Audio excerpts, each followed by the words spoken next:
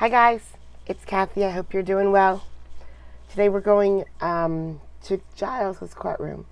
So this was a judge that I used to watch constantly. When I first started watching court videos and when I first started getting content for Mike,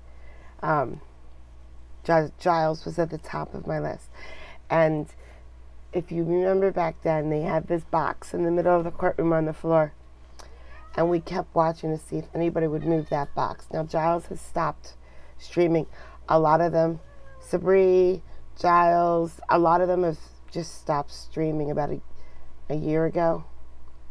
So this is from 2 years ago. But I just haven't seen Giles in a while.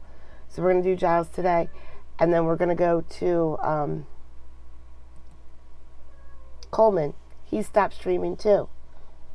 So we're going to do Giles and Coleman today.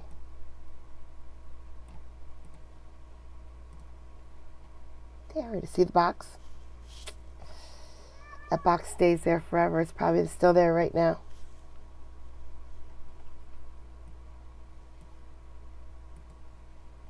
We ready?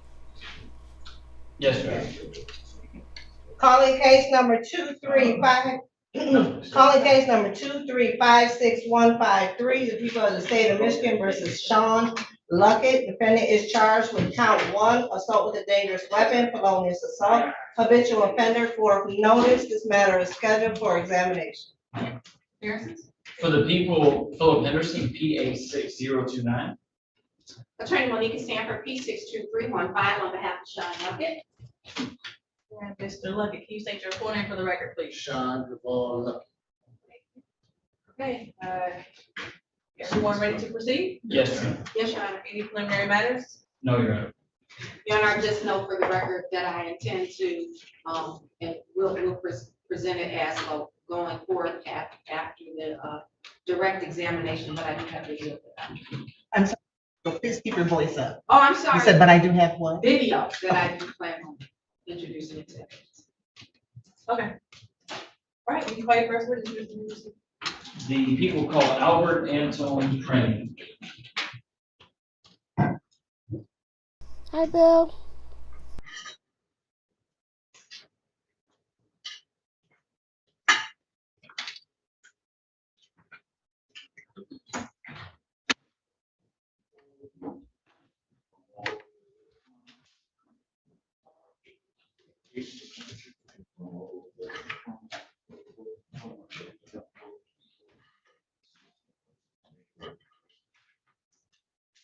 Stand right over there, sir. What is your name, please? Good morning, my name is Albert Prenny. ALBERT. Yes, got PRENI. BNA. No, I. Thank you. No, PRENI. I'm sorry. Thank you. No problem. Okay, before you have a seat, I swear you in, raise your hand. You swear to tell the truth, the whole truth, and nothing but the truth. Yes. Okay, go ahead and have a seat, and make sure you speak up in that microphone. Judge, would you mind if he holds the microphone? Would you mind if he holds the I was microphone? telling them Okay, thank you. that. Okay, can you hold it? Hold it, yeah. Yeah. I'll hold it. Thank you. No problem. Okay, whenever you're ready, Mr. Henderson. Could you please introduce yourself to the court? Yes, my name is Albert Prenny. And Mr. Prenny, are you a business owner? Yeah, And what business are you an owner of? Demos on Deli located at 3750 Gratiot Avenue. And is that here in the city of Detroit, in the county of Wayne? Yeah, And on March 20, did something happen on March 27th, 2023 that brought you here to court today? yes. And if you could tell us about that, what happened? I was in the back of my restaurant working and I noticed. Judge, I'm sorry. If you could just sit back. No problem. Yeah, okay, thank you. Okay. Good now? Okay. I was in the back of my restaurant working when I noticed on my camera, a gentleman walk in, stand in front of the doorway. And he held the door open for one of my customers who was leaving. And I noticed on the camera footage, he walked behind him, then my customer turned around, kind of with like a negative look on his face. So then at that moment, I went out through my back door into my parking lot.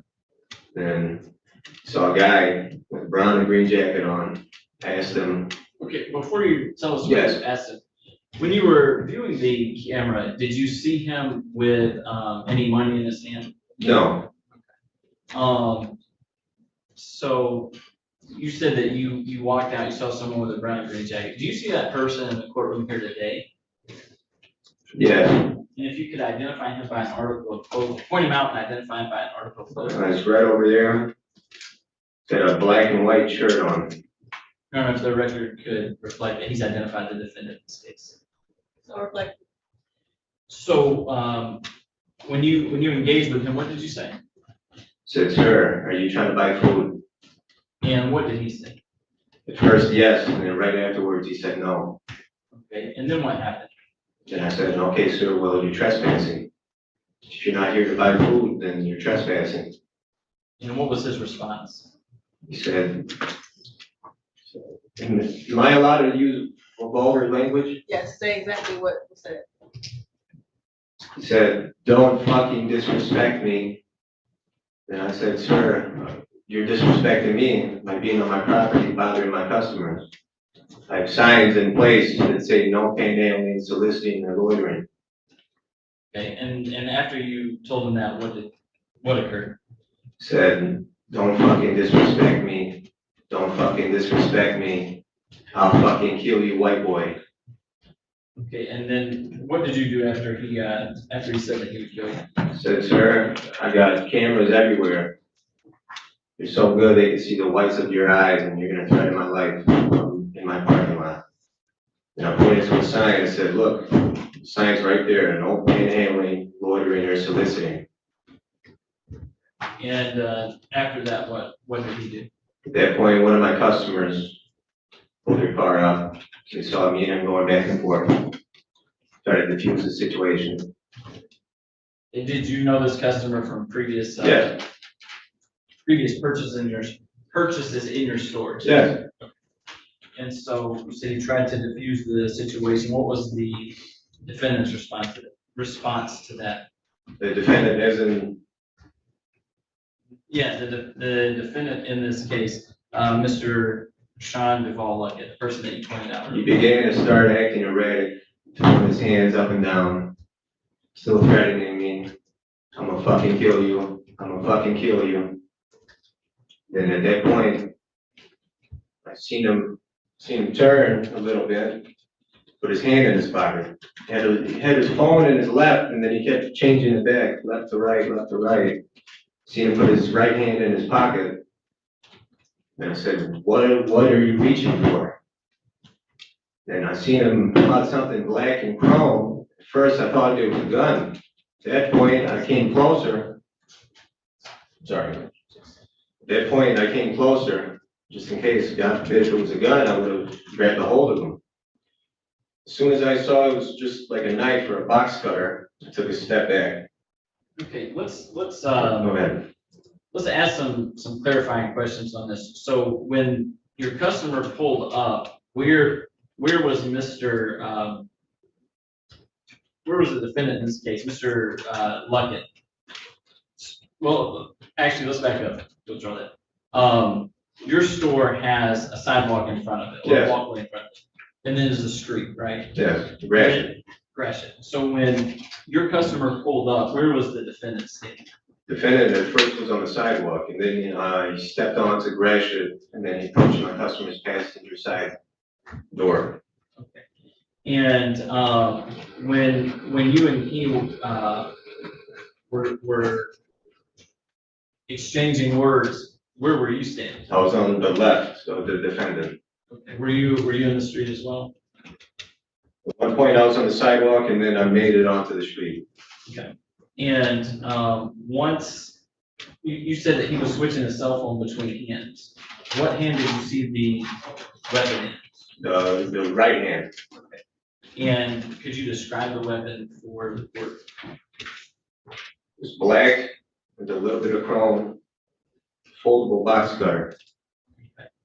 And when you said that you saw the knife, did he open it? Could you see the blade? No, I could not see the blade, but as soon as I saw the box cutter, I took a step back.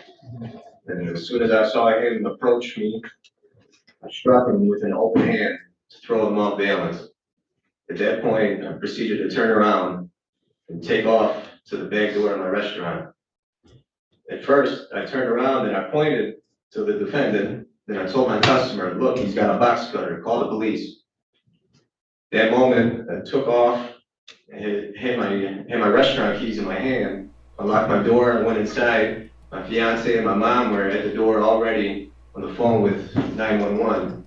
Okay, we're hearing the testimony right now, and that's all good and fine. Okay, that's going to tell us the story. But what I'm expecting, and I don't know, but what I'm expecting is the judge to start needling the lawyers, because that's what this judge does. He needles the lawyers. He's very, and you'll see when it happens. I'm sure it's going to. He always does it. That's what we're here for. I grabbed the phone, told the dispatcher the description of the defendant, asked me, does he have any weapons? Said a box cutter and a knife. And were police officers deployed to your location? Yes, And were they able to locate the defendant? yes, And did you see him after they had apprehended him? no, When you were in the street and you saw the knife, did you think did you think the defendant was gonna use it? yes. Okay. Was he saying anything when you saw it? I'm gonna fucking kill you, white boy. No further questions at this time.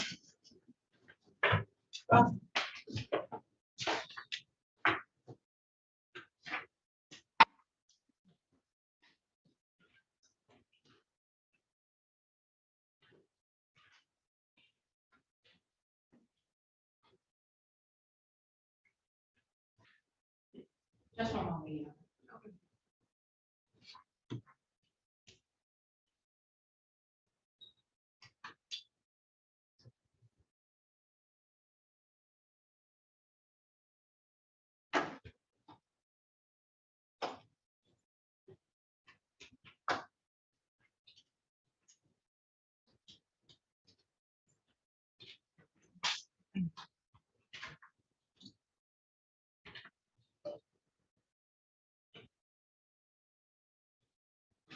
I'd be glad to see some.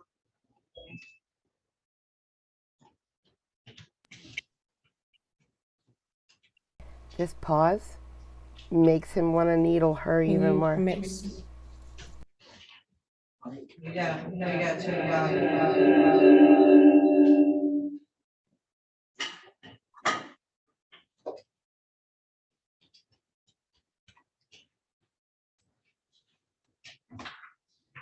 This was 2 years ago when Zoom was still new.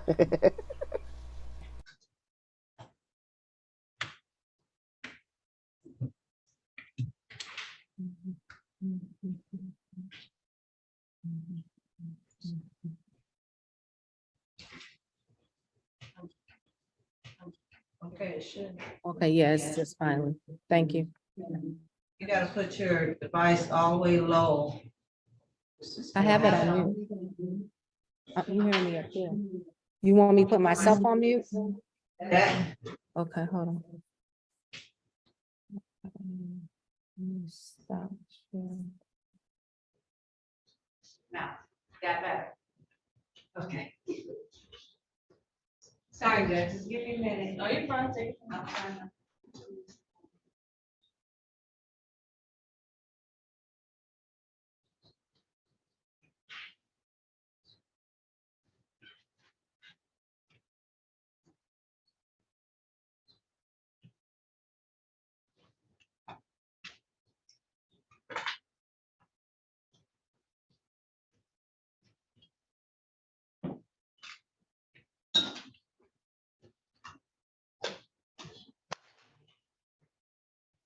Do you agree that in this picture, my client, Mr. Luckett, has come into your establishment? Yes? Yes, He came in, he had money in one hand, cell phone in the other hand. no, I can't tell what's in his hand.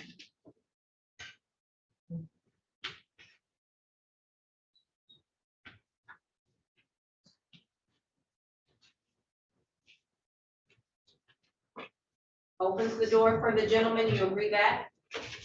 Yes, Walks out when he's talking to the gentleman, correct? yes, And he follows the gentleman to the parking lot, fair to say? yes,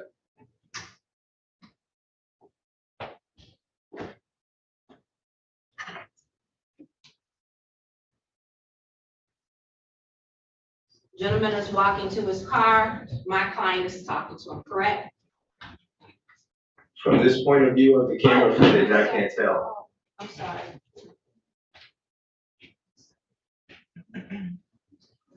Give me just one moment. It's not showing up on your.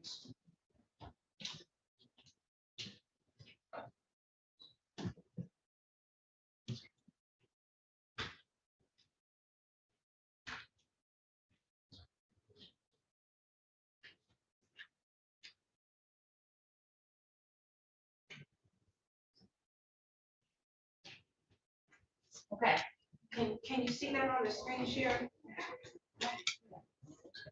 Is this a different video? Yes, So can we establish the first video where the entry or the which camera that was that you were asking him about?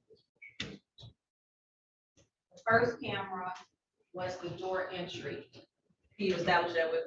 Do you agree that the first camera that I showed you was the entry of the door to your restaurant? Entry door, camera angle, yes.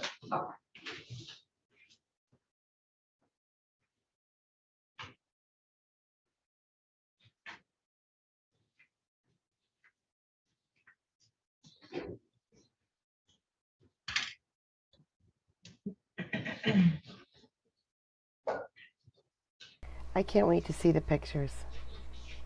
That's really cool.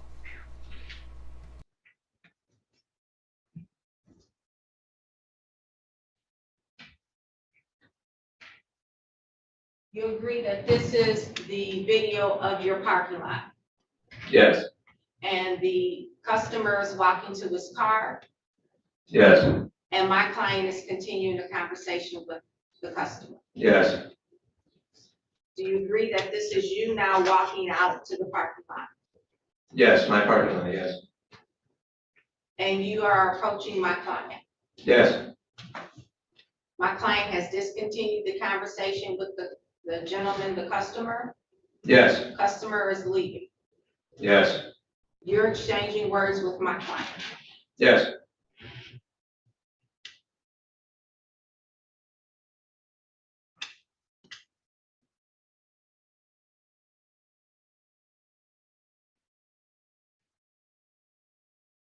You're continuing to change some words with my client, fair to say? yes, Before I switch screens. Now my client is beginning to walk down the sidewalk, fair enough to say? That Well, doesn't seem so. my client is now walking down the street on the sidewalk, correct? Yes, You're walking in front of my client. The SUV is driving past, correct? yes, And this video was of the parking lot, oh, correct? yes, All right.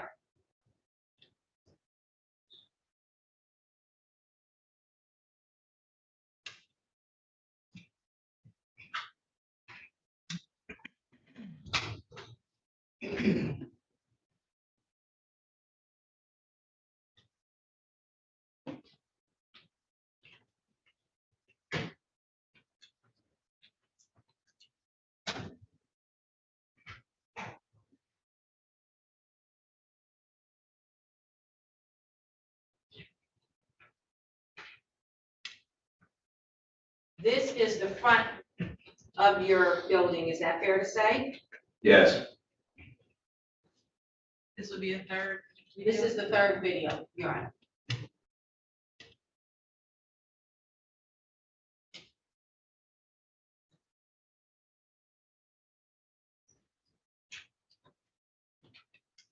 You and my client are now in the front, and my client is talking to the person in the vehicle, is that fair to say? yes, My client and this person are having a conversation. You're standing on the sidewalk, fair to say? yes, My client's back is to you, he's having a conversation with the person in the vehicle, fair to say? yes, You are still standing there, you have not left, and my client is continuing to talk to the person in the vehicle, correct? Yes, You have now stepped off the sidewalk and you are now talking again to my client. yes, My client is in the street, talking to this man in the vehicle, correct? in front of my building, yes, And you are continuing to engage in conversation with my client, correct? yes, You go back to the sidewalk, you come back into the street just now, and you're continuing to have conversation.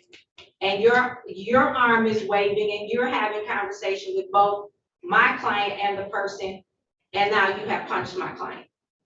no, No, you didn't just punch my client? I did not punch him. Oh, okay, well, let me back this video up.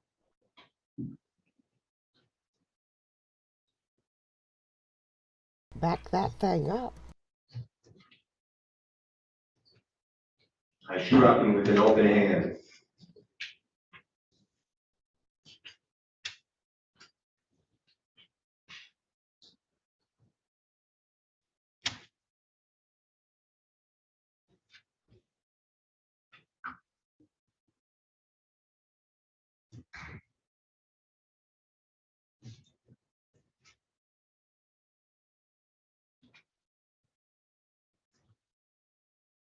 You see my client with his cell phone in his hand, correct?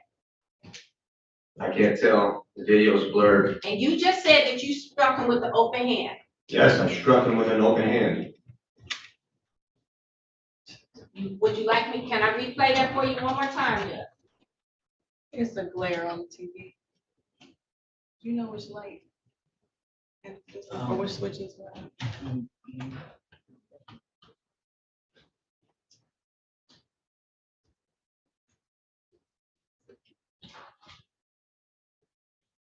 It's just turn that one out, flip that one up.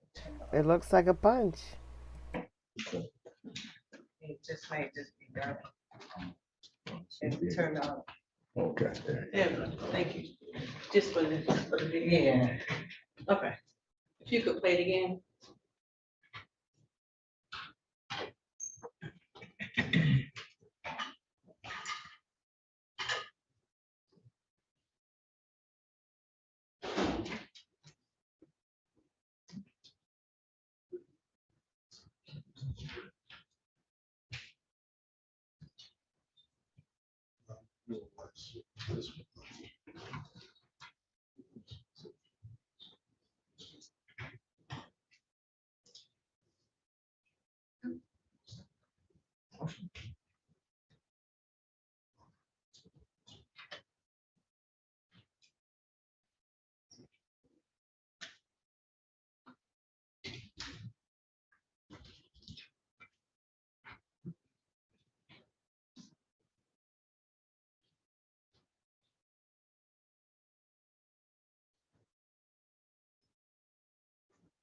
You would agree that that's the end of that video, correct? Yes, And you strike someone with an open hand, your hand would have been like this. You agree that this is what an open hand looks like? no, You're demonstrating with your open hand waving thing. I'm demonstrating with my open hand waving back.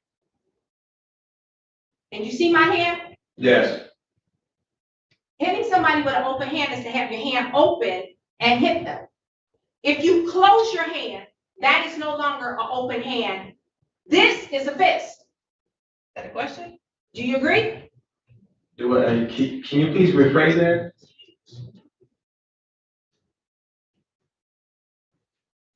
If I'm swinging my hand like this, would you agree? If I hit somebody like this, this is an open hand. And for the record, you're signaling with your hand open, moving And left I'm- to right. Thank you. Yes? Yes, If my hand is like this, my hand is closed.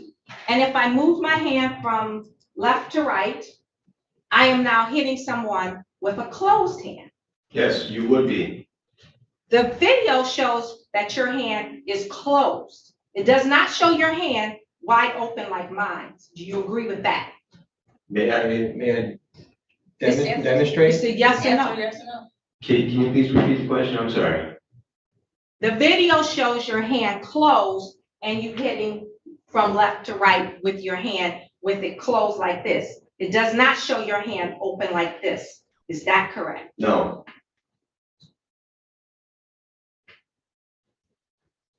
Are you saying the video is lying? I'm saying if you zoom in on the way my hand was not closed in a fist. It was like this, an open hand, like I had stated previous.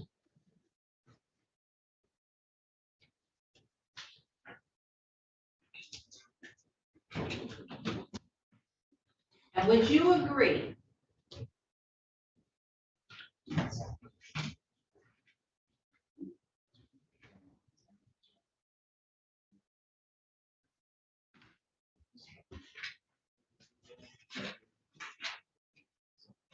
my client's right hand is behind him, my left hand, his left hand is on the side of him. He is not facing you, he's sideways to you. Would you agree at that point?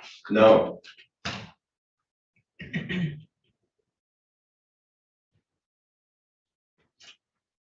At the point you decide that you're going to hit my client, both hands are down to his side.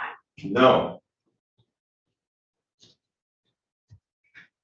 And then, At that point, and yeah. then his right hand goes behind his back. Do you see that? Yes. Okay.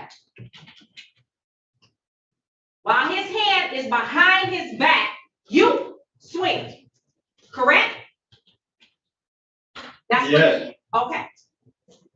So my client's hands are first by his side, then his right hand becomes behind his back while he is standing sideways to you, correct? Yes. While his hands are either to the side in the process of going to the back, you swing and make a connection and hit my client, correct? Yes. Okay. And then you take off running, Yes. and then my client takes off running. Towards me, yes.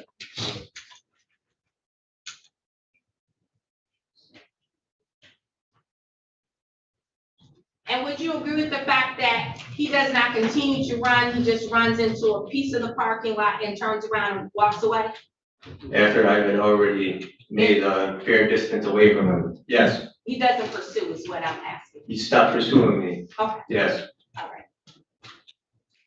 And based upon the video, you initially have a conversation, you think my client is harassing your customer, and you ask my client to leave, correct? Yes. And then my client walks down the sidewalk and he engages in a conversation with a person in an SUV in the street. Yes. And you don't leave, you continue to stand there, correct? Yes. And my client stays in the street the whole entire time talking to the person in the SUV, is that correct? Yes. And you leave off of the sidewalk and you step down in the street and you continue to engage in a conversation, although my client is talking to the person in the SUV, is that correct? Yes. And then you walk back, you stand back on the sidewalk, and you continue to stand there while my client is talking to the person in the SUV, is that correct? Yes. And then you decide to come back off the sidewalk, back into the street, engaging my client again, is that correct? Yes. And you are pointing your finger, you are very vocal at this point, is that correct? Yes. And then you walk back towards the sidewalk again? Yes?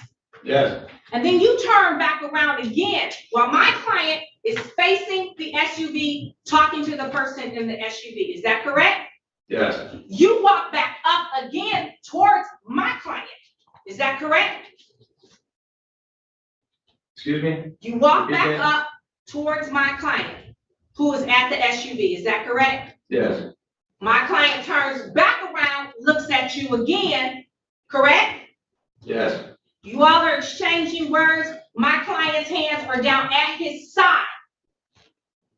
Yes? No, I just asked you this and just showed you on the video and you said yes.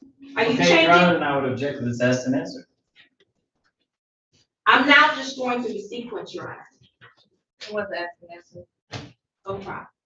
My client at no point ever swung at you. Is that correct? yes, My client at no point arms were, when before that swing, ever towards you. Correct? no, All right. multiple occasions. I just answer the question. Don't offer Your Honor, anything additional. If my witness can have a chance to explain his answer. He after doesn't the get a answer, chance yes or to no. do that. It's a yes or no. That can be done on redirect. The question is yes or no question. Yes, Your Honor.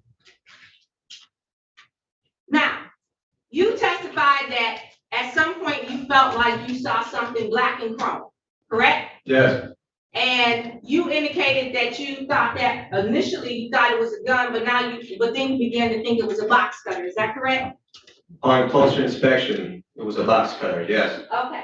And your own testimony was that the blade was not out on this box cutter at that time, correct? at that time, yes, correct, All right.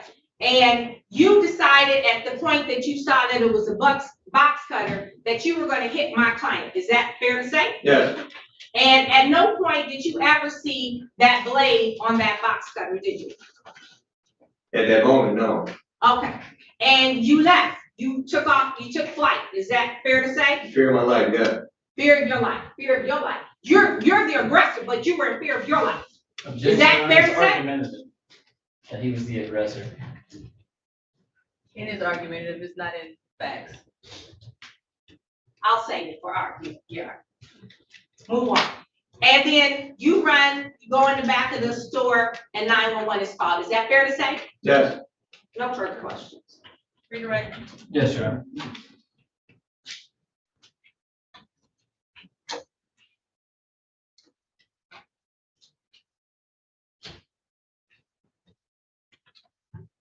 Mr. Prenny, when you were speaking with the defendant in the street, you were animated. yes. Why were you so animated? Because I asked the defendant multiple times to leave my property, because he was not conducting business. And you talked about on cross-examination that his hand was back. What was in his hand at that The point? box cutter, And based on your perception, why was his hand pulled back? to assault me, cause harm to me, Okay, that's what you thought he was gonna do. yes. Okay. Why did you run? I was in fear of my life. My restaurant's a safe place, so I fled to get safe. And what was your perception of why the defendant stopped running? After you. I was multiple cars in my parking lot, people leaving at that moment. Objection, that's speculation to ask him why he stopped running. He doesn't know what was in the mind of my client. I'll rephrase your honor. Okay, thank you. Did you notice that the defendant stopped running once you reached safety? About halfway in my parking lot, I made a good enough distance where I'm not in the defendant's mind. I guess he just gave up. He wasn't gonna catch it. No, And did he make any threats during this altercation? not that I can recall. From your entire conversation, did he make any threats? Yes, multiple. And what were those? I'm gonna fucking kill you. I'm gonna fucking kill you. I'm gonna fucking kill you, white boy.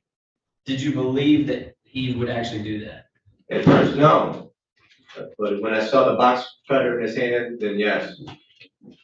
Nothing further. You can step down, so you're all set. Thank you. Have a seat in the hallway. Or can you be released? Yes, sir. Any other witnesses for the people?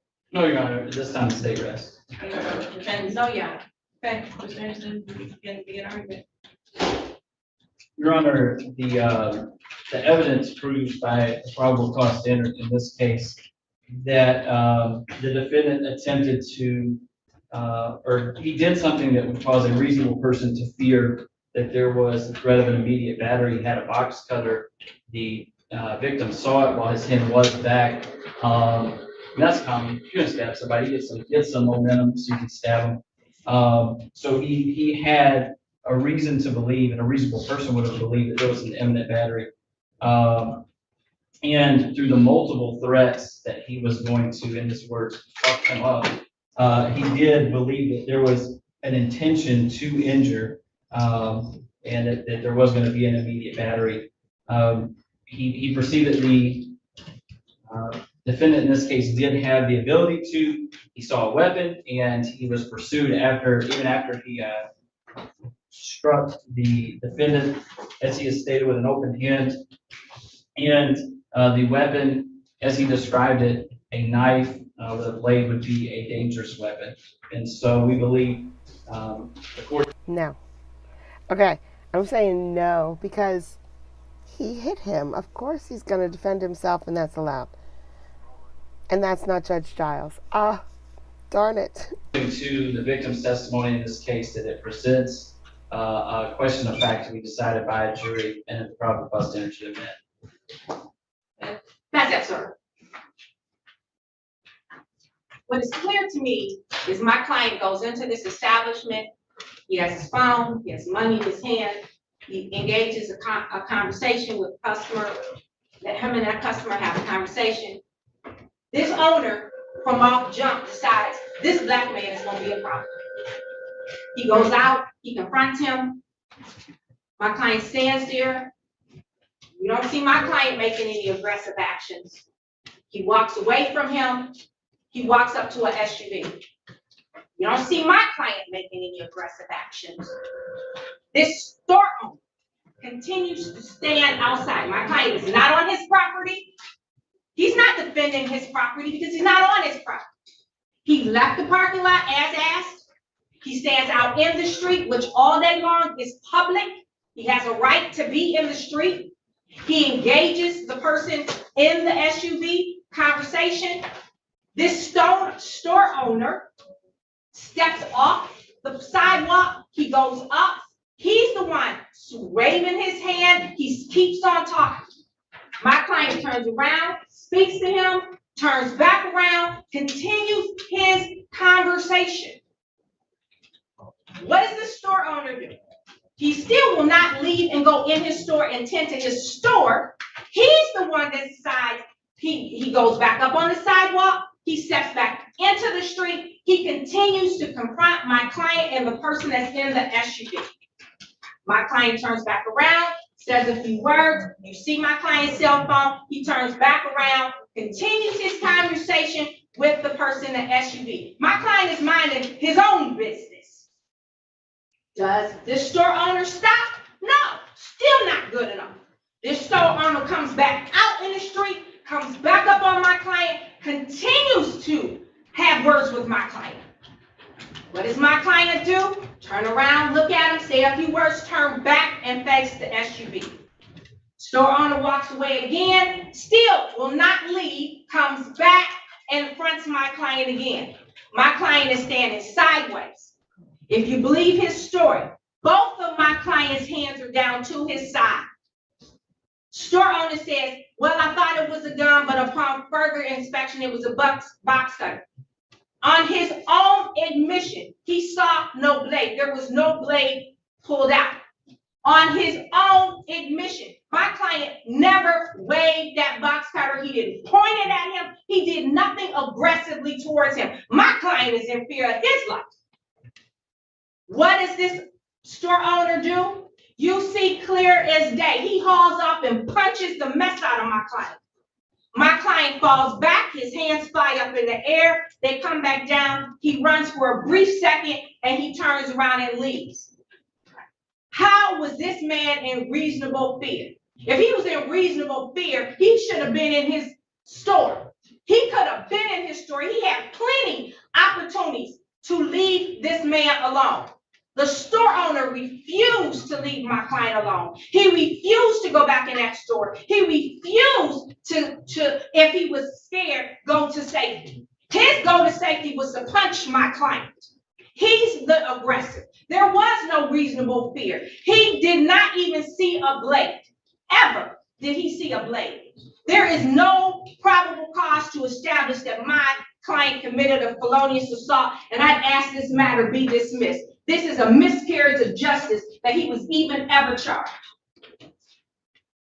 Your Honor, if I may respond, the aggressive actions by the defendant was that he was bothering, the victim's customers. He was in the victim's parking lot, and, as, fellow counsel has pointed out, the defendant does have a right to be in the street. The victim also has a right to be in the street. It's public property. That cuts both ways. The victim testified that a customer was the one in the car, and by his perception, continued harassment of the customers, of his customers. The defendant was saying a few words. Those words were that he was gonna fuck the victim up and that he was gonna kill him. And I'm gonna fuck you up, white boy. He did pursue the victim after after he was punched, as the victim has said, and that's evidence of his intent to commit a battery. And the victim did, in this case, did testify that initially he did not believe that the defendant was capable or had the ability to commit this unwanted battery. But when he saw the box cutter, when he saw the knife, that's when he believed it. So that's when he feared for his life. The fear, the apprehension, that a reasonable person would have to fear a battery does not have to last the duration of the encounter. It can be formed in an instant when he sees that, and then it's there, it's present. So we believe that it meets the elements of this charge for the purpose of probable cause. Okay, we heard her testimony from Mr. Prenny, and I won't go through the facts again. I think we've all heard them. The people have to show the probable cause standard, 4 things, and based off of Mr. Prenny's testimony, the people have met the burden of proof, and I'll get to the video in a second. 1, that the defendant did an act that would cause a reasonable person to fear or apprehend an immediate battery. In this case, based off of Mr. Prenny's testimony, that the defendant pulled out a box cutter and made threats. 2nd, that the defendant intended to either injure the complaining witness or to make the complaining witness, Mr. Prenny, reasonably fear an immediate battery. I do believe, based off of his testimony, that the defendant's words and actions of showing a box cutter or a dangerous weapon, which ended up being, according to Mr. Prenny, a box cutter, reasonably fear an immediate battery. 3rd, that based off of Mr. Prenny's testimony, appeared to have the ability to commit a battery. And 4th, that the defendant committed the assault with a dangerous weapon. In this case, what he thought to be a gun was an actual box cutter. There, of course, is argument from defense counsel and video that raises what will be, in my opinion, a question of fact for the trier of fact, for the trier of fact to resolve what appears to be a conflict between the complaining witness's testimony and video. His testimony was not completely incredible or implausible as a matter of law, and therefore not my role to dismiss. So he will be bound over at the probable cause standard for an arraignment on the information, Frank Murphy Hall of Justice, 3rd Circuit Court, for the date of May 4th at 9 a.m. Probable cause is a low bar to jump over. So the prosecution won this round and is being bound over. Well, it was. This was 2 years ago. But prosecution has a very, very, very tough road ahead. And now we're going to go to Coleman. We haven't seen him in a couple years either. I'm just so upset that wasn't Judge Giles. I wanted to see Judge Giles, and there was a temporary judge that day. Oh, well, that's fine. Here is Judge Coleman that we miss. We haven't seen in so long. Need to be advisory for. All right. So we're back on the record regarding the Gully versus Wright matter. I remember this case now, where there was a previous case that was in front of or subsequent case that was filed in front of Judge Robinson. And so that case is being consolidated with the case that I have today. So that I will grant the motion for consolidation because that case was filed after this case. So mine appears to be the one that's first in time. All right. Excuse me, Your Honor. Excuse me. This little tiny gully. Go ahead, This little tiny gully, may I speak? My case was filed the same day. I don't know what's going on. Okay.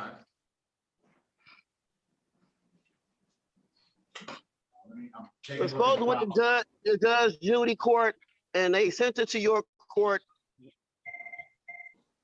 Yeah, got it.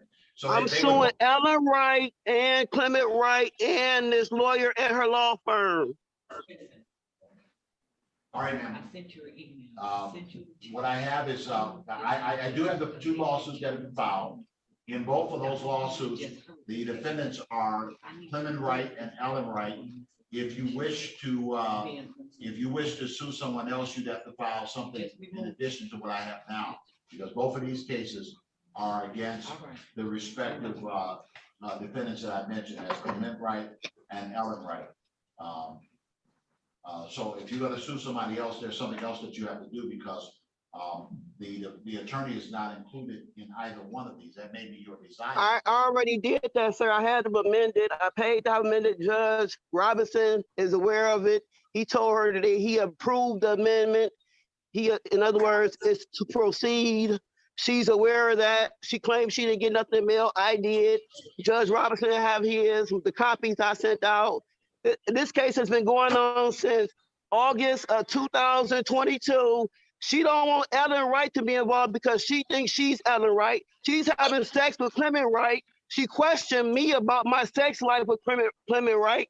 So she is a conflict of interest. And it says a lawyer cannot have a sexual relationship with a client, nor during a case. So I'm trying to figure out what's going on. I put several complaints in against this attorney. Well, Your Honor, I have a voice recording of her asking me about when the last time we fucked or had sex. oh, Your Honor, all of that is incorrect. I don't know. No, I have your recording, your voice, you on the phone, you. No, you would not have had that. You have something with me on the phone because, Right. Your Honor, I can't hear you. Okay. I need to stop. Ms. Gully, I listened to you until you stopped talking, and then Ms. Bryan started talking, you started talking again. You can't do that. Okay. You can't do I that. never Ms. Bryan, stopped talking. She interrupted me, sir. no, as I said, you interrupted her. Now, if you want to, if you don't want to follow my direction, then that's going to cause another problem. You interrupted her. If you want an opportunity to talk, then I'm gonna let you talk, and nobody can interrupt you. And then when Ms. Bryan is talking, you can't interrupt her. Ms. Bryan, you had something you wanted to say, ma'am. Go ahead.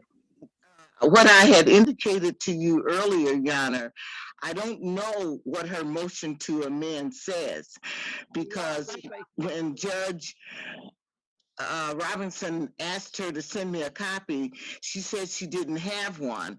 He had indicated that he would send it then, but I never received it. And then I've asked the court to send me a copy because I didn't know exactly whether the court was open. I don't mind coming down to the court to find out whatever that is. And I don't know what she is exactly talking about today or even before, because I have had a conversation with her over the phone where I told her that there was an attorney listed on the case. I can't remember his name. And it was Mr. Attorney Gregory.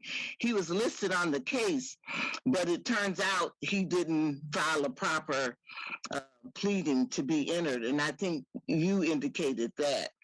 But she was babbling on about something related to me.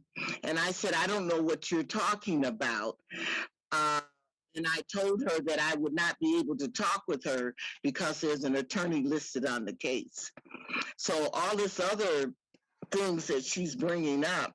I'm not aware of any of those.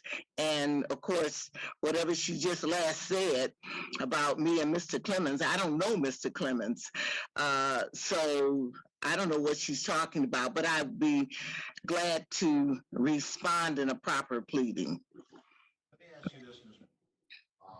Have you received a summons and complaint suing you? No, Your Honor. I haven't received anything trying to sue me. And then she just said today, my law firm. Just one moment.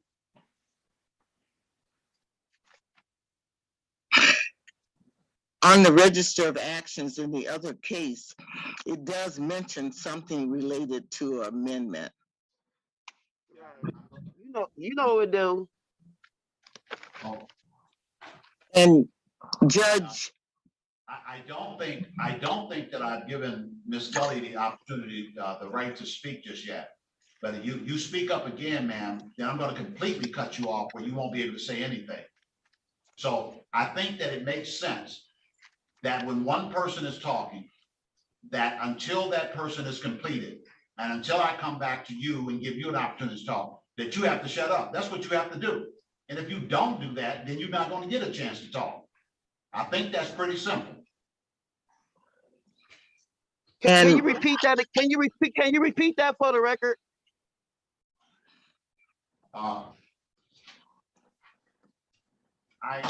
Ms. Scully consistently interrupts the court. And so what I'm going to do is I'm going to go ahead and set out a schedule of discovery. I don't see anything in the file that shows that a summons was issued that allows for any other party to be added to this case. If Ms. Scully wants to sue anybody else, she has the right in law to do whatever she wants to do. Neither one of these files show that there is a summons or a complaint issued against any other party. The attorney herein, law firm, or anything along those lines. Both of these cases are cases that are directed to Clement Wright and Alan Wright. Now, the court was doing its search because I don't have the, I only have the register of action regarding the other case, but I do have the complete file on the suffix 3341. That's the case that was set up and called in front of me today. And in that case, there is no summons issue that would allow there to be a process brought against any other party. The only summons in that case is a summons that relates to Clement Wright and Alan Wright. In the subsequent case, as I've reviewed the register of action, I do not see the issuance of another summons that allows for there to be an action brought against other parties.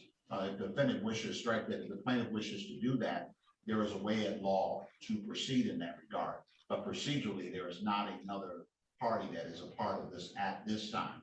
The court has adopted the motion to consolidate these matters. They are consolidated in front of me. I will grant a period of discovery to allow the parties to exchange information between each other over a 60-day period of time.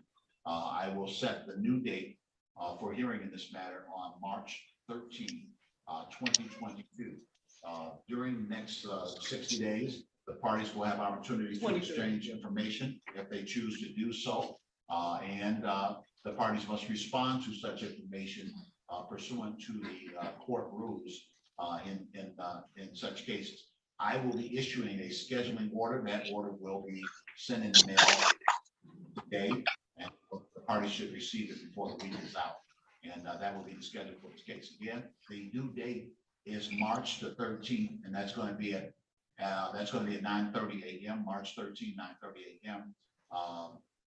The parties may also, the court scheduling order, the parties may file motions and present any motion requests in front of the court and set it for hearing on the 13th of March.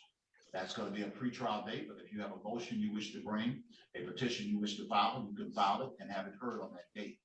Here is the requirement. The requirement is that you file it soon enough that the other party We don't need to hear the requirement of the motions. We just don't need to hear that. We're going to go to the next one, which is the same judge. Just a little down, a little down. Here we go.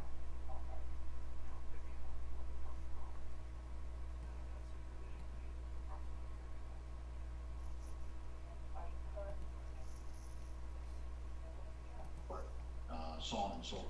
Right Wish she was now, louder. with that, with the Sierra money, this is a $7,500 case, and that's really where the parties, that's where you have to start your bargain at. Now, I don't know, I don't know if you guys want to bargain at that level, and if you don't, then I can stop right now and just adjourn this for counsel, I should say for Mr. Linden to bring in a lawyer, and then go forward. Yeah, Mr. Smith would have to miss work, and obviously I'm incurring additional time and expense. Devon, do you have a number in mind is what the judge basically wants to know? So we skipped the whole part where they were just throwing a whole bunch of numbers back and forth, back and forth. We started at the part where the judge says, this is a $7,500 case. That's what it is. You guys want to discuss that? You guys can discuss that. It's a landlord-tenant, I think. So we started off at the 7,500, what he said, and Well, what I would like then I send you all the stuff over from the Sarah, from Brandon and all that. Okay, with all due respect to both of you, what I would like to do is request that it be the amount that was filed in the suit, because that does not include the $1,250 and change I've already spent, or the other roughly $24,000 of damages to the house. And then what we will do is simply provide for an offset should I end up getting the money from Sarah. And that will settle any rent issue. If there's anything else, we'll worry about that separately at another time.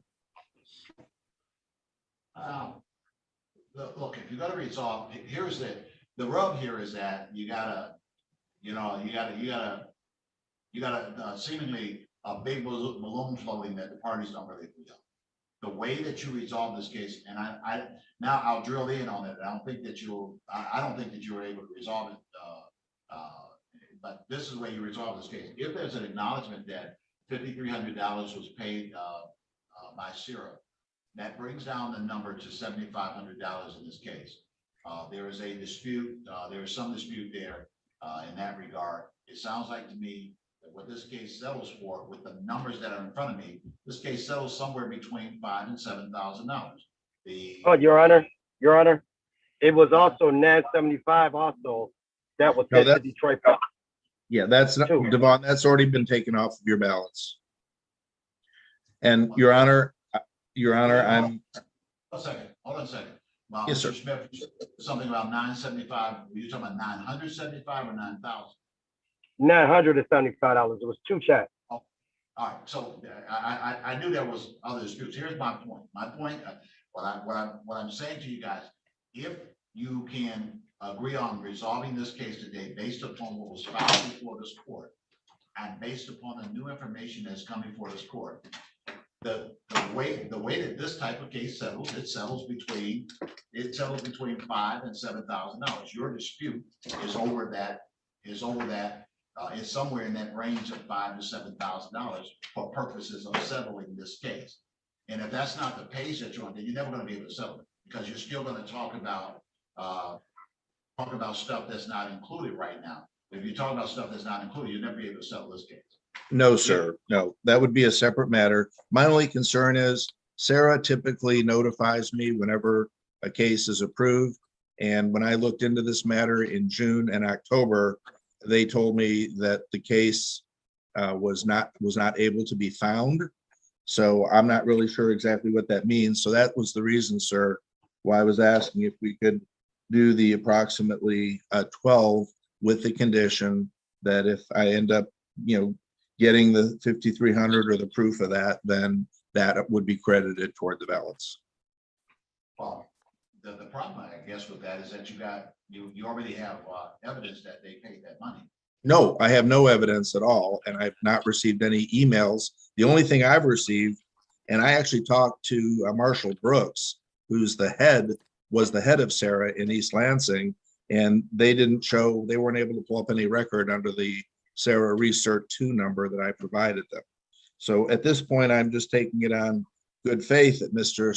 Smith, the defendant, has information, but I have absolutely nothing. And in actuality, my research on 2 different dates in June and October show that there's no record of that case in the Mishta computer. So that's why I'm asking it be included, and if it is proven. Yeah, again, I think I think the case is stuck more than I thought it was, because it seems to me that what you were telling me, Mr. Lippman, is that Mr. Smith had shown you something regarding that $5,300 payment. No, he just told me about it today in the breakout room. It's the first I've heard of it. All right, very well, got it. All right, so let me go ahead and set the case over because of the need for counsel to be involved in this. Maybe the 2 of you can find a way to. Right there, one file, that's it. Your Honor, are we able to go to a breakout room with an officer of the court and just take a few minutes to see if we can get this resolved? Yeah, and Mr. Smith, you want to go back to breakout room and talk about it some more? Okay, we can. Do you have someone that can join us to make a record of what we discuss and agree upon? No, I can't do it that way. If you discuss something and you agree upon it, then you come back in the courtroom and then we make a record of what the agreement is. If you Okay. reach an agreement. Before you send us out, can I just ask Mr. Smith, is he agreeable to the 12,000? And then if that payment, we've got proof of that payment coming through, then that immediately is removed from the judgment amount? You guys go and talk about that, because that's a big, and if you can reach an agreement, I mean, if you can't reach an agreement, then you simply can't. I told you what I think this case resolves at, and that's based upon it's based upon 100 years of experience, give or take 50 years. But try. If you can't get there, we'll figure out a way. To go forward. I think you should be able to get to where this case needs to be. Obviously, if someone has defrauded regarding a certain sum of money, then you may be. Hello, Judge. I can't hear what he's saying. We're not talking to you, ma'am. Can't hear me, Ms. Hurst, because I'm not talking to you. I'm talking to other people right now. I'll come to you shortly. All right.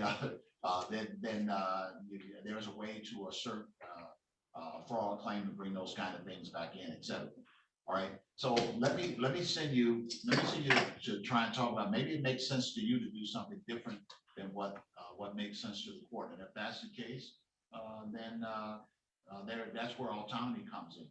If not, I think the perhaps the wisdom over time in terms of what I think should resolve this matter, close the book on this, is probably the way that you need to approach it. But again, there are your notifications to breakout room number 2, and I'll be here.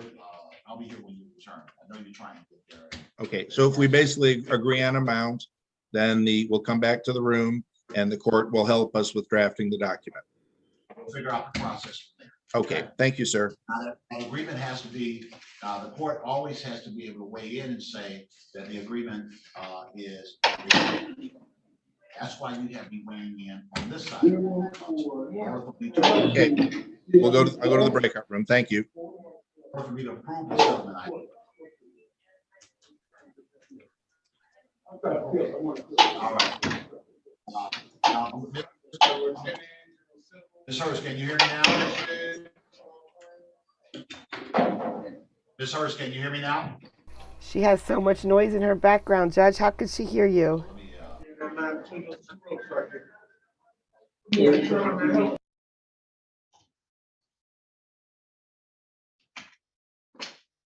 All right, Jordan there, last name Jordan, say something to me. Yes, my name's Jordan Erb.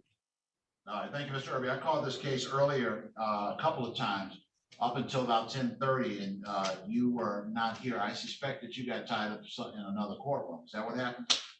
Yes, they have the wrong court number on my paper. They have, It's not really the wrong number, but there should have been a direction to send you here. You didn't get that direction earlier? no, sir. All right, so what happened is I waited an hour because I knew that there was that there could have been some technical problems. And after that hour, when you didn't make it here, I dismissed the subpoena. But what I'll do now that you are here is I will reinstate the subpoena. The other side, Mr. Talomi was here. And so I kept him here until I think it was 10:30 before releasing him, and I dismissed the subpoena. So I'm going to reinstate your subpoena, and I will give both sides a new date to come back. I recently got transferred to this particular courtroom, which is 534. Typically, the Zoom number follows with the courtroom, but they've kept my Zoom number somehow at 336. That was my previous courtroom. That's where the mix-up was. There was supposed to be a tag that would tell you. That's Judge Giles. That 336. to back out and come to 336. So it's not your fault. That's some technical problem that we're having here that threw you off. But I wasn't sure because within an hour you should have been able to figure that out, but they didn't help you. So I'm going to reinstate the subpoena. You'll still have an opportunity to raise whatever subpoena issues you wanted to raise. And I'm going to send a notice to yourself and Mr. Delomite to come back to court. So let me set this up for, let's set it up for the 30th of January, 1/30/23. And that's going to be at 9:30 a.m. Now you'll probably get a notice. You'll probably get a notice from me saying, come to 534. But if for some reason you run into this problem, just come into 336 where you are today. Okay. That's a problem that we're trying to get worked out here. And so if you don't see me at 534, because the problem is now that the other judge is a Judge Coleman too. It's Coleman Jones, but that's a female. So you come into Judge Coleman, the male, the guy. Okay. So if you click We in were next just time, in courtroom 534, 336, sir. and you see that it That's says Judge Giles. Jones, Coleman, It always whatever, has been. Then just come to when you came to today, 336. Okay. Okay. I shouldn't have to tell you all that, but if it get mixed up, that's what you want to do. All right. Okay. Thank you. I'll see you on the 30th. You will get something Okay. in the mail in this regard, and Mr. Tolomai will be notified of the date as well. Okay. Thank you.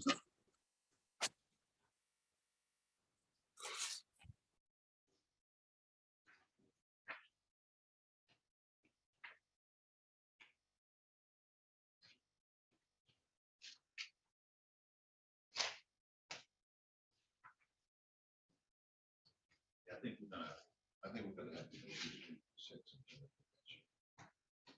So I'm gonna start sending it out in 3 6. Ms. Sars, are you able to hear me?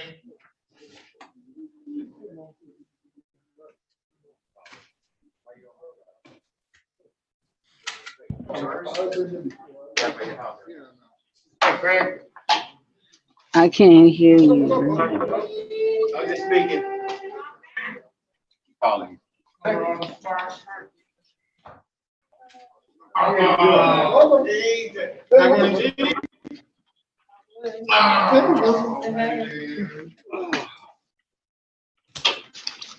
Where is she, I wonder?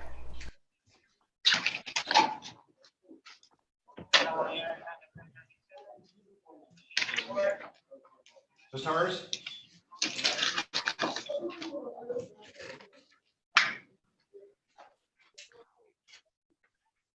All right, Mr. Smith and Mr. Lippman, I see that you're back. Yes, we have an agreement. All right. So what is your agreement? Our agreement was for $12,000, $200 a month, payment due February 15th or starting February 15th. And he asked for a 5-day grace period.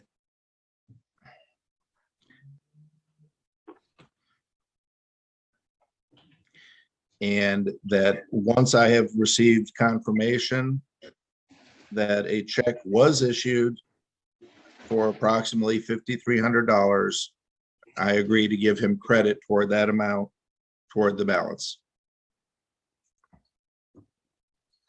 Are you, Mr. Smith?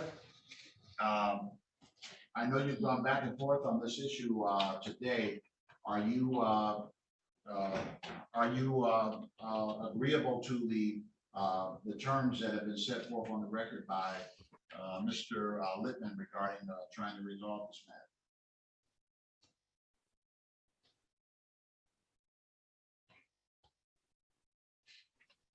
You can see, but he just disappeared again. All right, so let me stand down until he comes back in and go from there. All right. But he's not.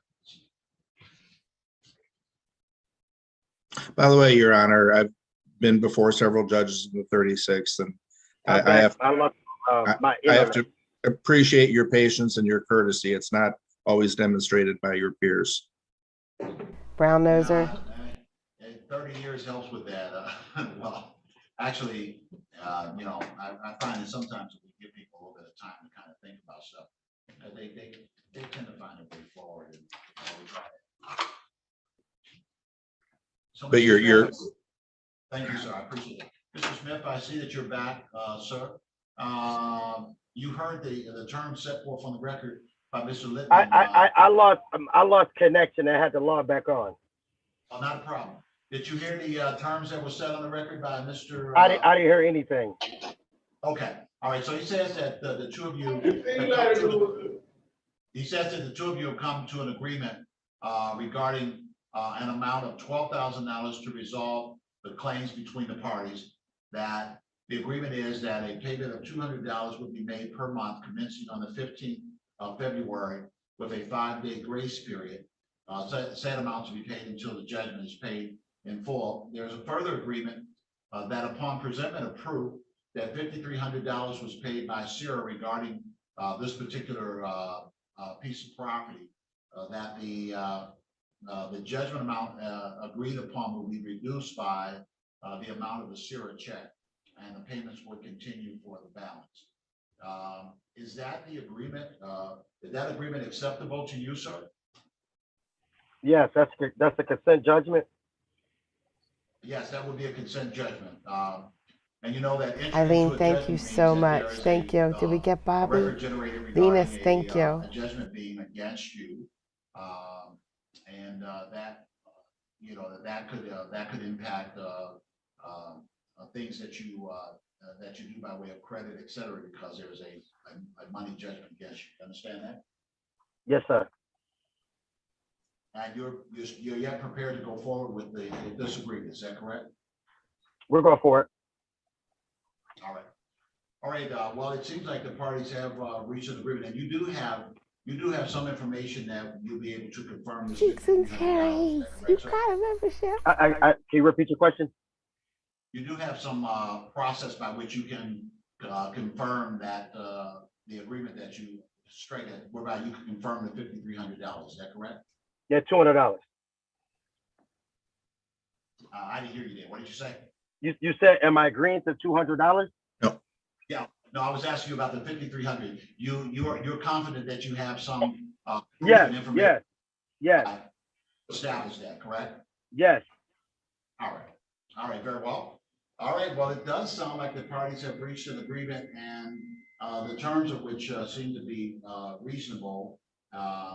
And the parties seem to enter into this agreement without constraint or without being compelled to under unusual or illegal process. So I will sign off on the agreement. I will issue an order from the court that will be in the nature of a consent agreement reached by the parties under the terms that have been set forth on the record, and you will receive a copy of that order from me. That order will also dismiss the defendant Janisha Eccles from the matter. And lastly, Your Honor, just to be clear, because Mr. Smith hopefully doesn't spend too much time in court, if he misses that 5-day grace period, my understanding is that allows the entire balance to be accelerated and due at that time. Is that correct? That's it. Well, that's the nature of the judgment. If you don't make the payment, then the council can move forward to collect the judgment in any way that that they find that they desire to do so, garnish your bank accounts, all kinds of stuff like that. Okay. There is some ability for the parties to communicate. So if there is a problem, He just got himself into an agreement for $12,000. And if he misses a 5-day grace period, everything is due immediately. The $12,000 is due immediately if he misses a 5-day grace period window.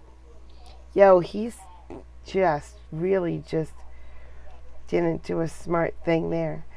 Linus, thank you for the membership. Linus, thank you for the membership. Monica, thank you for the bits. Thank you. We should send it to this guy so he doesn't miss his 5-day grace period. problem, obviously, Mr. Smith, the first thing to do is reach out to Mr. Lippman and see if you guys can pull that Well, together. can we also, Your Honor, put in an order, you know, if it's 3 consecutive missed payments, then somebody can move forward? It's just one, basically. The question was, You can we put that in the question is, can you put that in the agreement? That's what I was asking. So, you know, you'd have to go back and talk about that. I don't know that parties have typically agreed to allow there to be 3 missed payments before they can take further action. Here's what I think may allow this to go forward, and you guys may be able to work this out. A 30-day grace period. And again, what you want to do is, if you're having a problem, you want to communicate. You got a 30-day grace period. That means that there's something that happened and that you need to make contact and say, look, it's gonna be late this month, and it's because of this, so on and so forth. And then you get that worked out. What you don't want is you don't want an artificial payment date. So if you say the date is the 15th of the month, and then every month you pay the 30th of the month, then you don't really have an agreement. So you could put in there a 30-day grace period, but that 30-day grace period does not allow for a person to be late 30 days every month. It just says that if you're having a problem, that you have 30 days to get it corrected. And if there's a deeper problem, then you want to contact the other side and say, this is what's going on. I need to do this, and maybe we can get something worked out. Yeah, can we stick with the 5-day grace and just add 1 30-day extension will be allowed with proper notice? You see, that's what you guys are supposed to work out in that. Okay, well, he just brought this up when we got out of the breakout. I know, I'm messing with the two of you when I say that. Here's what I'm getting at. I think that your communication between each other, quite frankly, I'm impressed. Usually, when it's this much involved and as much stuff has been going on with COVID and so on and so forth, and SIRA and what have you, usually this gets to be more of a hornet's nest. I thought I was right. So you guys are really, honestly, you impressed me with being able to kind of get some of this. Well, thanks. I don't want to inflict my pain on either of you. Yes, it has been a hornet's nest for the last 2 years, and I haven't slept well for 2 years. Yeah. And so what I think here with the two of you is that you're probably able to talk about it if something comes up and work at getting it resolved. Just leave it with the 5-day grace, and I'll just have a gentleman's agreement that if he does have an issue and calls and notifies me, I'll give him a 30-day extension should he need it. Are you okay with that, Devon? Hell no. So you said if I have caught with an issue, then say no. What are you thinking? Say no. Just leave it as it is with the 5-day grace. And I'll just, pretend to say that if you call and say you have a problem, I'll work with you. Liar. He's a liar. He's boxing this guy in, and this guy's just following along. Say no. Say no. If you have a case where you can't make a payment within the 5 days of due, you call and let me know, and I will, as a gentleman, give you 1 opportunity to be 30 days late. Or otherwise, and let me just throw this in since I'm weighing in with you guys a little bit. Or otherwise, I think the ideal here, Mr. Smith, is that you guys have a way to go forward with this. You know, Mr. Lippman wants to get paid the money that's due under the judgment. If you run into a problem, then he can accelerate it and go forward with this. But if you communicate that there's a problem, you're like, I'm behind on this, but you know, if you give me till the next month, I'll have both payments for this month and that month. You may be able to work that out. Absolutely. You know, that's how you manage stuff like this. And I don't think that there is really an agreement that can supersede being able to manage stuff. You know, and if you got somebody that you can communicate, you probably can manage it through communication. And then the last thing that I'll put out is that if you have a particular unusual hardship and you're not able to work it out, then you file a motion with the court asking for relief from the terms of the payment. That'd be something extraordinary. You lost your job. Then the court could look at the matter and say, well, I'll reduce the payment to $100 a month until he, for the next 6 months because he lost his job. But that's extraordinary. Even with the agreement, you could always petition the court for something that is different from the agreement, but it has to be extraordinary circumstances. That's only on the payment, not changing the amount of the judgment.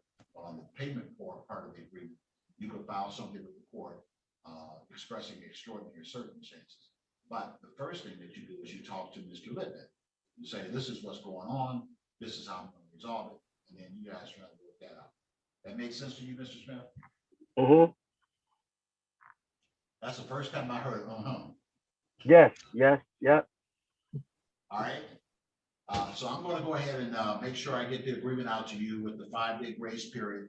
There is a clear understanding here that there's talking about you run into a problem. And that also you can file a petition for the court to take a look at it if you run into extraordinary circumstances. Okay. And I'll get that order out to you in the next day or so. Okay. Thank you, Your Honor. And thank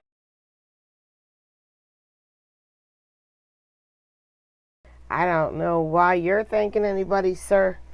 He just railroaded you. You are in trouble, mister. Now, if he misses that, he can call that debt in, take him to court, and they can take like 100 a week, 200 a week, 300 a week right from his paycheck. If he misses that 5-day grace period, oof, that one hurt my heart. I don't know, that wasn't fair. I feel bad for that guy. All right, guys. We did not get to see Judge Giles because there was a temporary person in that seat. So I'm going to try again. I miss Judge Giles a lot. So I'm going to try again. But not now. Now it's time for OJ. Guys, thank you so much for coming out and chatting and trying to get Bobby a membership and the memberships. I appreciate it. I hope that you guys have a great day. And I shall see you all tomorrow. I have a stream set for Sunday that we're going to like. So I'll see you all. I'll see you all in a few minutes or tomorrow. Bye, guys. Thank you.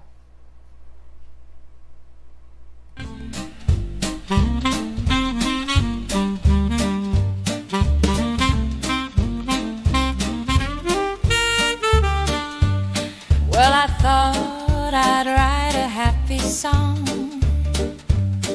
I found a chat room where I belong. You don't know how much it means to me. With such a groove, I'm less lonely. Oh, Kathy's the creator, she's leading the way. At court vibes, we laugh and we stay. Her smile shines bright, she's got that grace. Come join the fun, it's a welcome and play.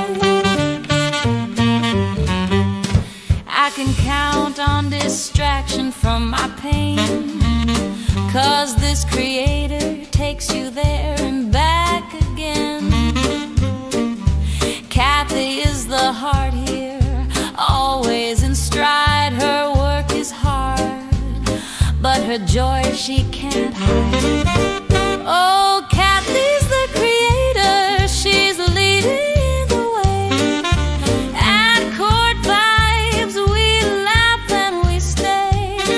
Her style is classy, she's always top shelf. Don't take my word, come and see for yourself. Her cases are new with a twist or two. I really like them, I believe you will too. A little lifeline passed along in rhyme. Why don't you join us? It's a guaranteed good time.